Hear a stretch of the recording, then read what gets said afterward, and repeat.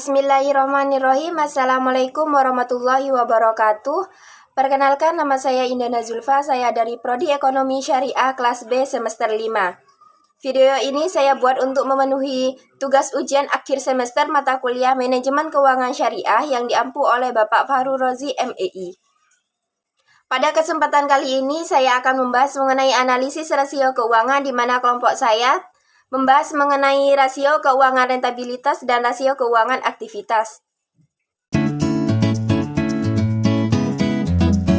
Pembahasan yang pertama yaitu mengenai rasio rentabilitas.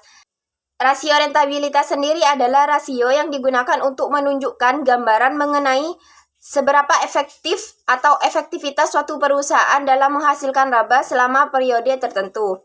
Artinya, rasio rentabilitas ini digunakan untuk mengukur suatu kinerja perusahaan dalam menghasilkan laba.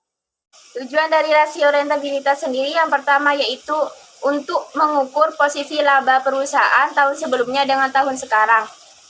Artinya perusahaan dapat melihat laba yang dihasilkan pada tahun sebelumnya dengan tahun sekarang itu mengalami peningkatan ataupun penurunan. Yang kedua yaitu untuk menilai produktivitas dana yang dipakai oleh suatu perusahaan, baik itu berupa modal pribadi ataupun modal pinjaman. Kemudian tujuan yang terakhir yaitu untuk menilai kinerja karyawan. Artinya jika perusahaan mengalami kenaikan laba, maka kinerja karyawan tersebut dapat dikatakan baik. Jika perusahaan mengalami penurunan laba, maka kinerja karyawan dapat dikatakan buruk atau tidak baik. Selanjutnya yaitu jenis-jenis rasio rentabilitas. Jenis-jenis rasio rentabilitas sendiri itu ada 4. Yang pertama yaitu gross profit margin, kemudian yang kedua net profit margin, yang ketiga yaitu return on asset, dan yang terakhir yaitu return on equity. Di mana pada pembahasan jenis rasio ini saya memfokuskan membahas mengenai ROA dan ROE. Yang pertama yaitu gross profit margin. Nah, gross profit margin ini digunakan untuk mengukur persentase kelebihan dana kotor terhadap pendapatan penjualan. Rumusnya sendiri yaitu laba kotor dibagi pendapatan penjualan dikalikan 100%. Yang kedua yaitu net profit margin. Net profit margin ini biasanya digunakan untuk mengukur persentase laba bersih terhadap penjualan bersihnya. Nah, rumusnya yaitu pendapatan bersih dibagi penjualan bersih dikalikan 100%. Yang ketiga yaitu return on asset, di mana return on asset sendiri itu digunakan untuk mengukur kemampuan perusahaan menghasilkan laba bersih dari aset yang dimilikinya. Rumusnya yaitu laba bersih dibagikan dengan total aset dikalikan 100%. Contohnya, saya mengambil laporan keuangan dari Kimia Farma Tbk pada tahun 2020 dan 2021. Di mana pada tahun 2020 laba bersihnya itu sebesar Rp20.455.756. Kemudian total asetnya itu sebesar Rp700.562.816.674. Dihasilkan ROA-nya itu sebesar 0,11%. Artinya perusahaan Kimia Farma Tbk itu menghasilkan laba bersih dari aset yang dimilikinya itu sebesar 0,11%. Kemudian pada tahun 2021 laba bersihnya itu sebesar Rp289.888.789, di mana total asetnya itu sebesar Rp17.760.195.040. Dihasilkan ROA-nya itu sebesar 1,63%. Artinya perusahaan Kimia Farma pada tahun 2021 itu menghasilkan laba bersih dari aset yang dimiliki itu sebesar 1,63%. Jika dilihat dari perhitungan tadi, pada tahun 2020 itu menghasilkan ROA sebesar 0,11% dan pada tahun 2021 menghasilkan ROA sebesar 1,63%. Artinya terjadi peningkatan daripada tahun sebelumnya.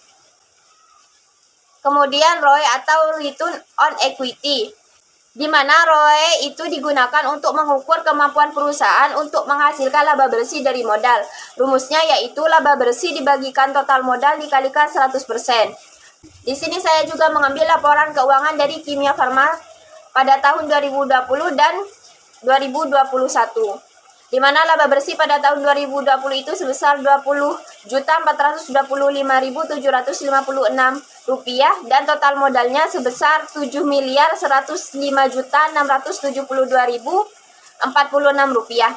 Dan pada tahun 2021 laba bersihnya itu sebesar 289.888.789 rupiah. Dan total modalnya atau ekuitasnya itu sebesar 7.231.872.635 rupiah. Jika dihitung pada tahun 2020 itu menghasilkan ROE sebesar 0,28%. Artinya perusahaan dapat menghasilkan laba bersih dari modalnya itu sebesar 0,28%. Kemudian pada tahun 2021 ROE-nya itu dihasilkan sebesar 4,1%. Artinya Kimia Farma itu menghasilkan laba bersih dari modal sebesar 4,1%.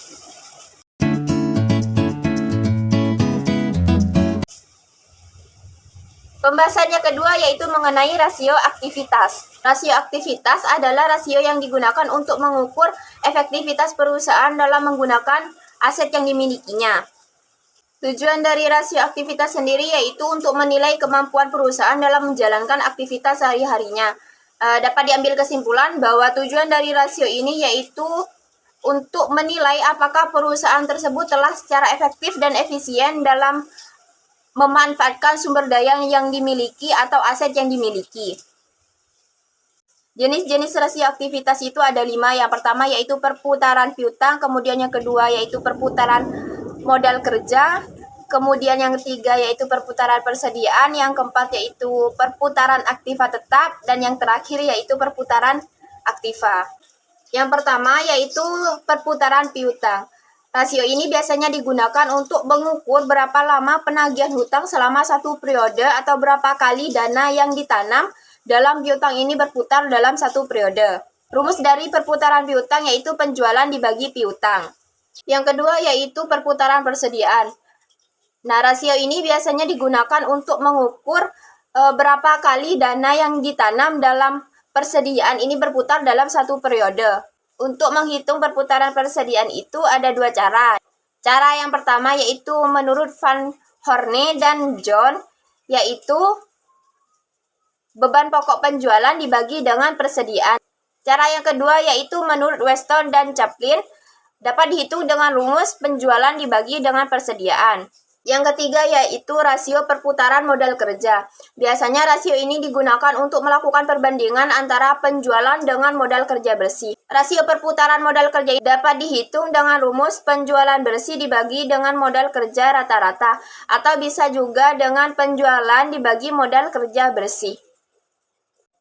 Yang keempat yaitu rasio perputaran aktiva tetap, di mana rasio ini digunakan untuk mengukur berapa kali dana yang ditanamkan dalam aktiva tetap itu tetap berputar dalam satu periode, di mana rumusnya yaitu penjualan dibagi dengan total aktiva tetap. Yang terakhir yaitu perputaran aktiva. Rasio ini digunakan untuk mengukur perputaran semua aktiva yang dimiliki perusahaan dan mengukur berapa jumlah penjualan yang diperoleh dari tiap rupiah aktiva. Rumus dari perputaran aktiva itu penjualan dibagi dengan total aktiva. Itu saja yang dapat saya sampaikan. Semoga yang saya sampaikan tadi bisa bermanfaat dan bisa dipahami dengan baik. Kurang dan lebihnya saya mohon maaf karena setiap kekurangan adalah milik manusia dan kesempurnaan hanya milik Yang Maha Kuasa. Akhir kata dari saya, wassalamualaikum warahmatullahi wabarakatuh.